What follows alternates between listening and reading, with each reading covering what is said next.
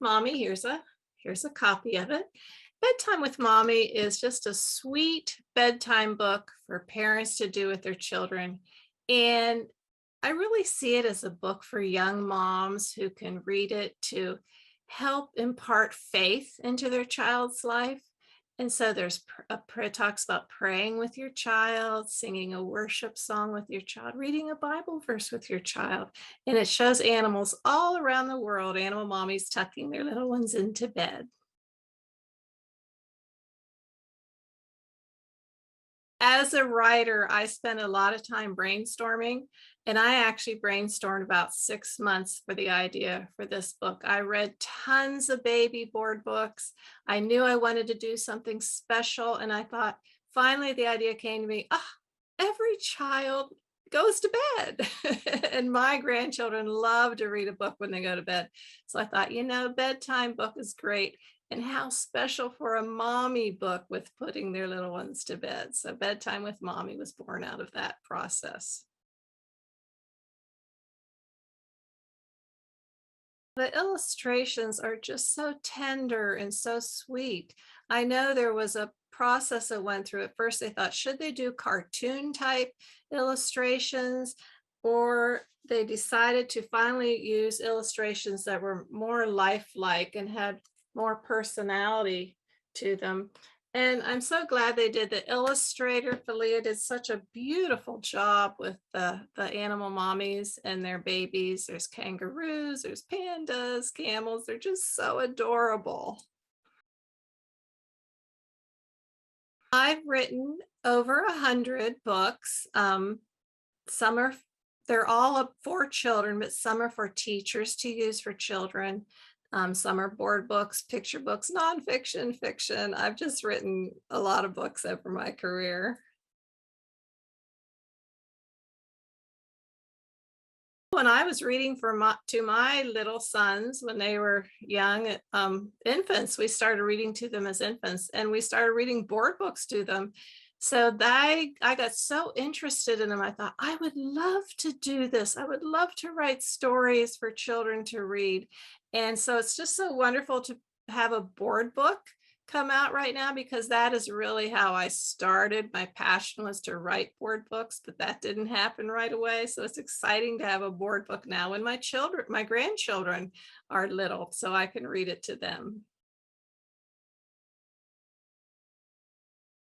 Okay, well, as I mentioned, I do brainstorm a lot, and that involves reading a lot. And then once I get my idea, like I finally pinpointed, I wanted to do a bedtime book and I wanted to do a bedtime with mommy book.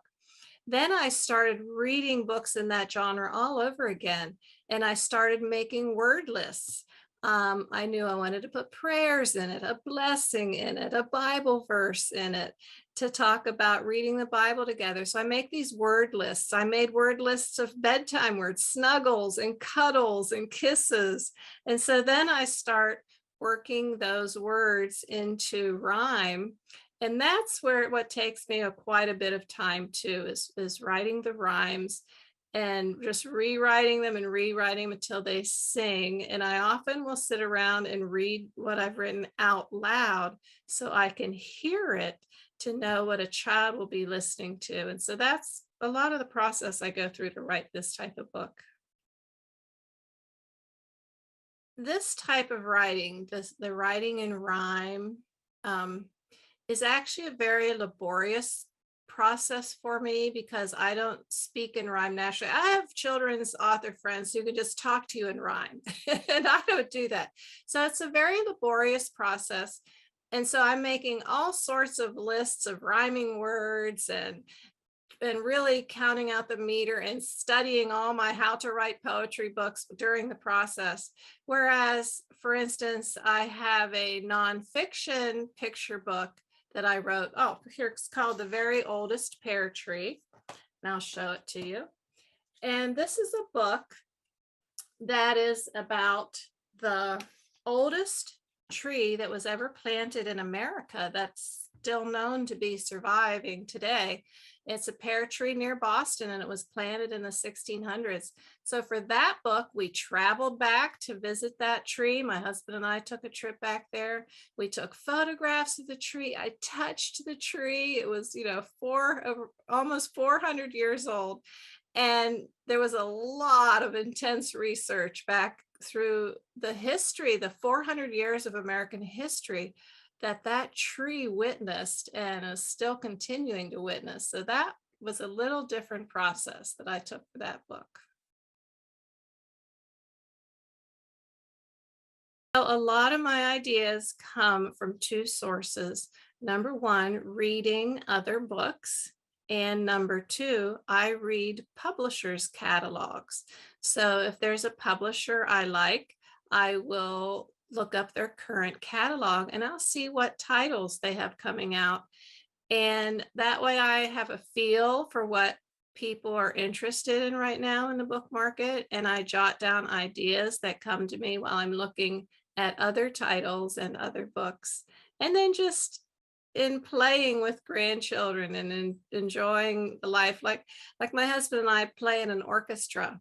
And so I was just sitting there playing in the orchestra last night thinking, it'd be awfully fun to write an orchestra book for little ones. I just signed a contract for Bedtime with Daddy, so you'll have to watch for that. And that book is already written. And that book was actually took less time to write because I didn't have to go through the 6 months of brainstorming for that book. I already have my word list that I've made for Bedtime with Mommy. So that instead of taking me 2 months to write that book only took me about a month.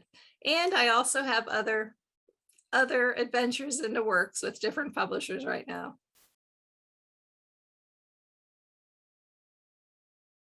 Well, I'm a mallet percussionist. So years and years ago when I was in high school, I played marimba and the glockenspiel. So right now in orchestra, I play the glockenspiel, the bass drum, the cymbal, the rero, the triangle, and then my other percussionist is playing the timpani. If he's not there, I play the timpani. So just I'm the mallet percussionist and percussionist for the orchestra. I like to quilt. I like to make baby-sized quilts or lap-sized quilts. So right now I'm in the middle of making a Christmas quilt. My sister is also making the same Christmas quilt where she lives in Pennsylvania. And we are using fabrics that mine has teal in it and gold and silver. And it's based on patterns from a farmer's daughters, because we are farmers' daughters. I grew up on a dairy farm.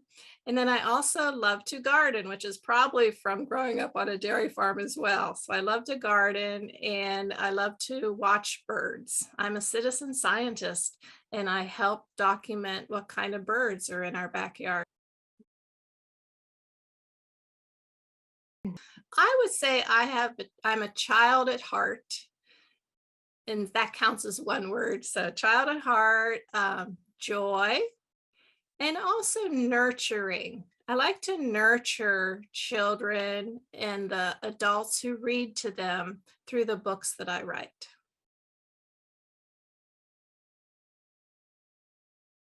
My hope for the book really is kind of a funny thought. It's, children do not get born, babies don't come out with instruction manuals.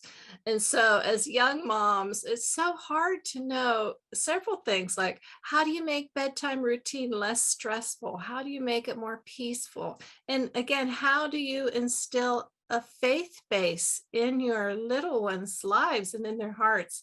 And my hope is that this book will teach young moms how to impart their faith into a little one's heart, and that little ones will hear the things going on in this book, Bedtime with Mommy, and they will come to know God as a natural part of their life. That's a real rich, meaningful part.